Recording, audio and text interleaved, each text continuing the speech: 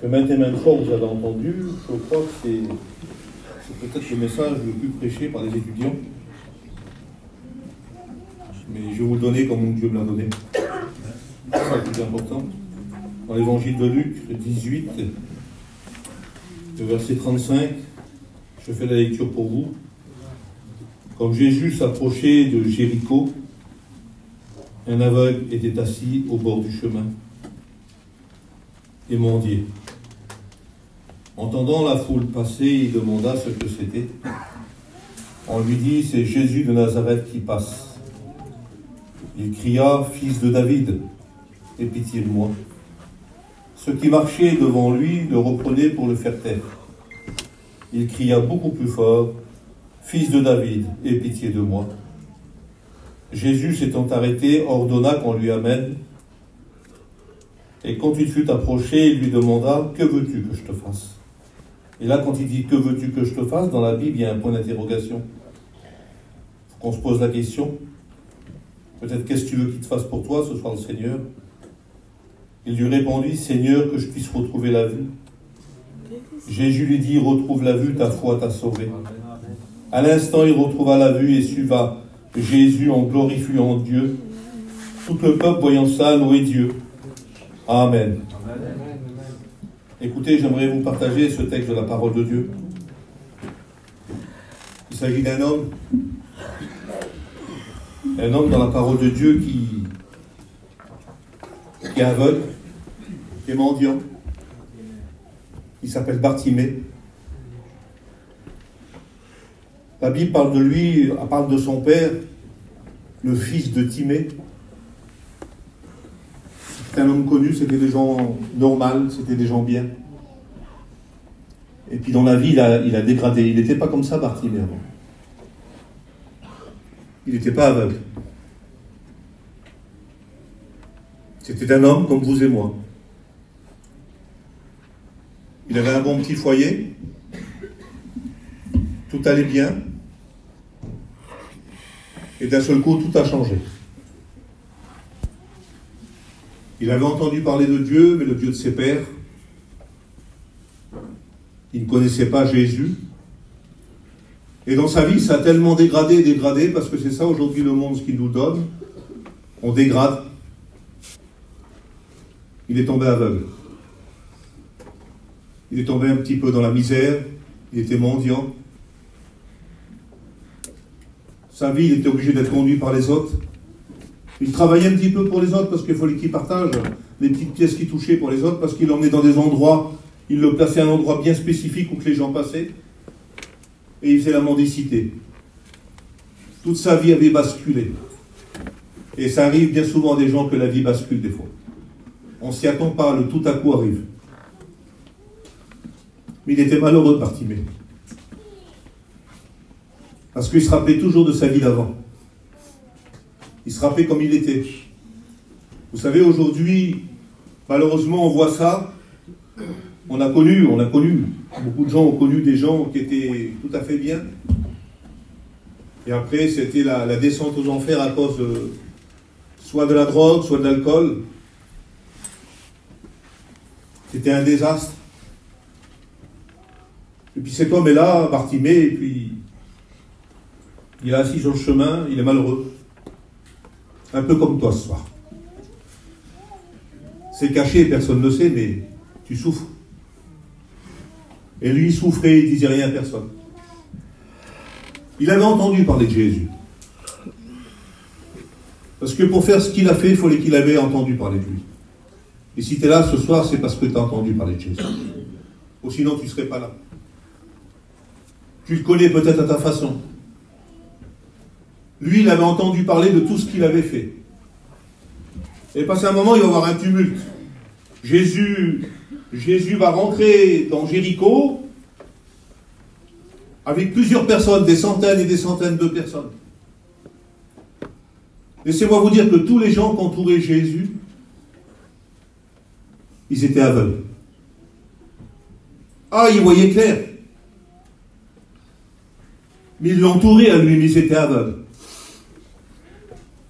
Ils le prenaient pour un prophète. Ce qu'ils aimaient, c'était les miracles qu'ils faisaient. Mais ils ne le reconnaissaient pas comme le Messie, ils étaient aveuglés. Leur cœur était endurci. Mais lui, dans son besoin, dans son affectation, il va demander qu'est-ce qui se passe par le tumulte qu'il y avait. Et là, les gens qui l'entouraient, les gens qui étaient avec lui, vont lui dire, c'est Jésus de Nazareth qui passe. Et pour lui, dans son cœur, il le sait, c'est son seul espoir. Écoute, ce soir, c'est le seul espoir qu'il y a. Le seul. T'as beau essayer de t'en sortir, c'est le seul espoir. Écoutez, tout à l'heure, on m'a appelé, on m'a téléphoné. Des gens ne se connaissent pas. Une petite femme qui est à l'hôpital à La Fontaine, elle avait besoin d'un pasteur. Elle a demandé à avoir un pasteur. Elle n'est pas chrétienne. Elle souffrait.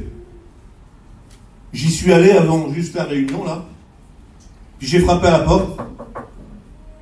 Il y avait sa mère, son mari et elle. Et quand j'ouvrais la porte, j'ai dit, c'est le pasteur. Elle a dit ce mot-là, Seigneur, le pasteur. Elle était assise sur son lit et elle souffrait. On voyait dans son visage qu'elle souffrait beaucoup, elle avait mal, elle n'en pouvait plus. Mais quelle joie dans son cœur quand elle a vu l'homme de Dieu venir. Je m'efface là, ce soir. Mais c'est pas moi qu'elle voyait. À travers moi, elle savait qu'il y avait Jésus et que Jésus pouvait la bénir. Et c'est ça qui peut se passer ce soir. Elle s'attendait à la guérison. J'étais chrétienne, elle me dit, non, je devais me baptiser, comme elle dit. Et je ne l'ai pas fait, elle dit, je regrette de tout mon cœur.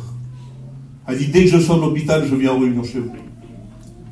J'ai prié pour elle, sa mère avait besoin d'une délivrance, elle était angoissée, elle était en pleine dépression, et il y a eu un moment de bénédiction. Écoute, ce soir, tu peux avoir la même bénédiction. Et puis dans son cœur, il va se mettre à crier, Fils de David, aie pitié de moi. Et les gens qui sont là avec lui vont le reprendre pour le faire taire. Pourquoi qu'ils veulent le faire taire? Parce que pour eux, c'est pas le fils de David. Quand il dit fils de David, il le reconnaît comme le Messie d'Israël, comme le sauveur d'Israël. Alors les gens qui sont là, ils le freinent, ils disent, tais-toi. Arrête. Tu vas pas devenir comme eux, toi. Vous savez que quand Jésus vient dans un foyer, quand il vient dans une vie, il dérange. Il dérange énormément le Seigneur. On le voit dans les récits de la parole de Dieu, quand il arrive devant Pilate pour être jugé, Pilate, il est ennuyé quand il voit. Il est gêné. Jésus l'embête. Il ne sait pas comment faire. Il voudrait se débarrasser de lui, alors il va l'envoyer vers Hérode. Hérode, lui, c'est autre chose. Lui, il est content de le voir, Jésus. Mais pour une chose. C'était pour le voir faire quelques miracles, des tours de magie. Alors il va lui poser plein de questions. Jésus ne dit rien, il ne répond pas. Alors à Hérode, il va l'ennuyer aussi, il va l'embêter, il va le gêner, il va le renvoyer vers Pilate. Il revient devant Pilate.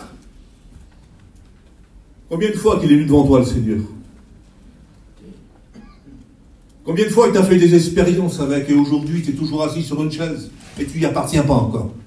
Combien de fois? Et Pilate était encore gêné. Alors il va se laver les mains. Il y a beaucoup de gens qui font ça aujourd'hui. Ils se lavent les mains en disant je ne suis pas responsable. Écoutez, jusqu'à dans la mort, Jésus aime. Il est gênant dans la mort, le Seigneur. À Jérusalem, il y a 2 hommes qui sont en train de mourir. Et il vient au milieu d'eux.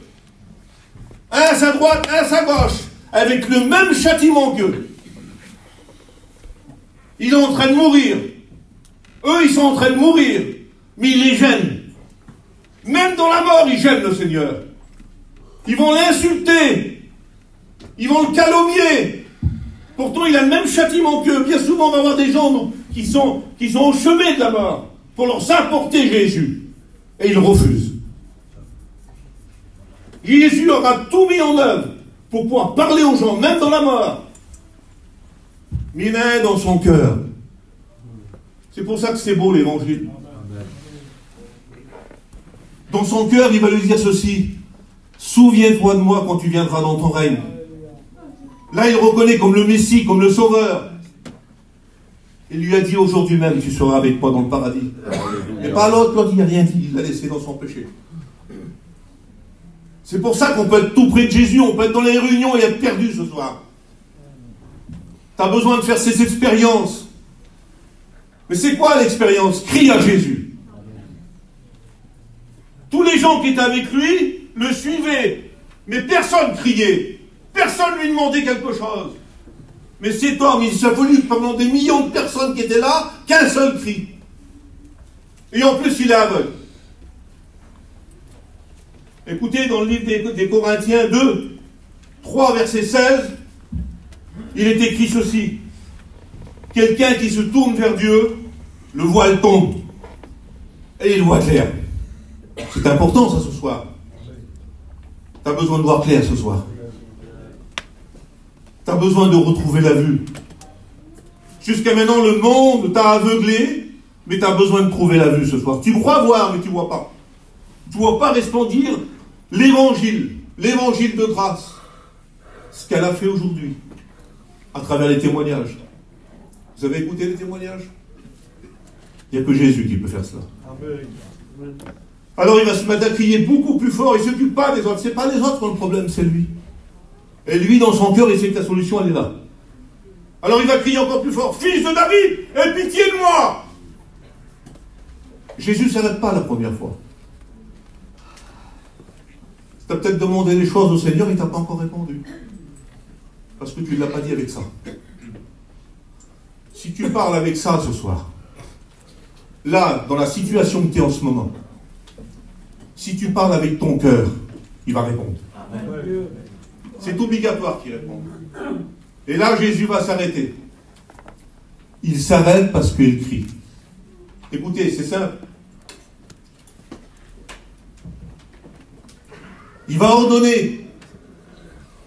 C'est un ordre qu'il a donné à ses serviteurs de Dieu. Et je le dis pour les frères qui sont là, les étudiants, les serviteurs. Il va donner l'ordre aux serviteurs d'aller le chercher. Et c'est notre rôle à nous, en tant que serviteurs de Dieu, c'est d'aller chercher ceux qui sont perdus. À seule fin de leur faire voir la lumière du jour. De leur faire voir qu'ils sont aveugles, qu'il faut qu'ils voient. Écoutez, c'est important. Allez le chercher. Alors ils vont aller là-bas. Il est assis. Il n'est plus debout, hein. Il n'y a même plus de dignité en lui. Il est assis là au bord du chemin. Et puis les petits pasteurs, là, ils viennent et puis ils disent deux mots. Et ces deux mots-là, c'est le Seigneur qui t'a dit ce soir. Prends courage. Écoute, toi qui es là ce soir, prends courage. Lève-toi. Pourquoi? Il t'appelle. À toi qui es là ce soir, il t'appelle le Seigneur.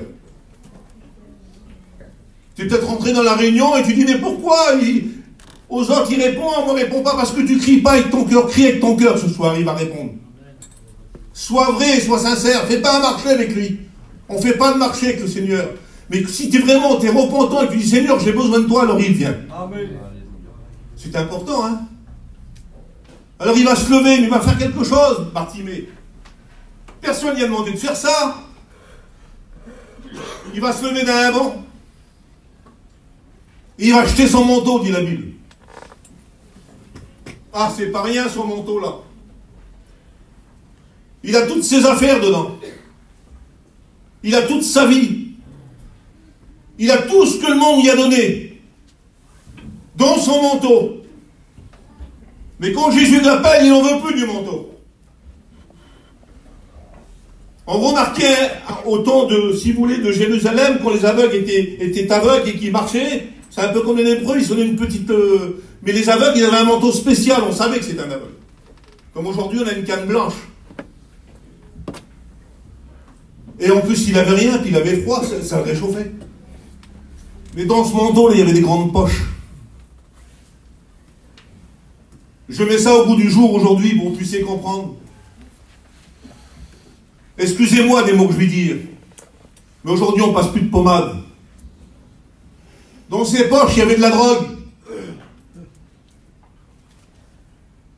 Dans ses poches, il y avait de l'alcool. Au fond de sa poche, il y avait l'adultère. Au fond de sa poche, il y avait la misère.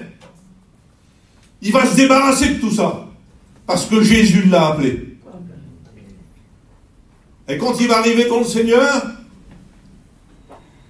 va lui poser cette question. Que veux-tu que je te fasse? C'est la question qui t'est posée ce soir, c'est le thème du message. Que veux-tu qu'il fasse pour toi ce soir, le Seigneur? Que veux-tu qu'il fasse pour toi ce soir, le Seigneur? Alors tu fais un petit marché avec lui, Seigneur, fais ça, et puis je viendrai plus aux réunions, je ferai si. Non! C'est pas comme ça qu'on rencontre le Seigneur. Le Seigneur, il regarde les lames qui est dans les cœurs. Il regarde le besoin qui est dans un cœur.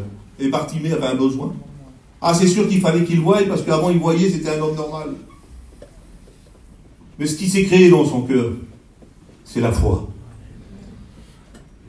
C'est la foi qui s'est créée dans son cœur. Et le Seigneur veut lui dire, à cause de ta foi, retrouve la vue. Ta foi, elle t'a sauvé.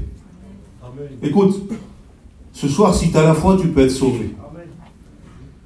Qu'est-ce qu'il faut faire? Donne-lui ton cœur. Il ne te demande rien, le Seigneur, il te demande juste ça, ton cœur.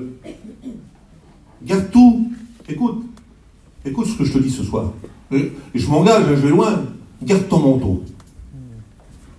Garde tes petites passions, garde tout. Donne-lui ton cœur et lui va faire le reste. Tu m'écoutes ce que je te dis? Hein? C'est pas moi, c'est pas moi qui va te délivrer, c'est lui qui délivre. Donne-lui ton cœur ce soir. Tu vas voir, on va faire un appel. Tu lèves ta main, tu vas être délivré de tout.